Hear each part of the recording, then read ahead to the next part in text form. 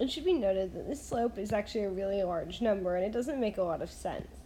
We know from before that slope is rise over run. It essentially tells us that for every step over we take with x, this is how much y will move up. So for instance, in this case, it is telling us that for every 1 increase in the Gini index, we're going to see a violent crime rate of 178 people per 1,000. That should seem outrageously high, and in fact it is, because the limitations we have on the Gini index. The Gini index actually only runs between 0 and 1. So taking a step of 1 wouldn't make a lot of sense with the Gini index because it actually won't go that high.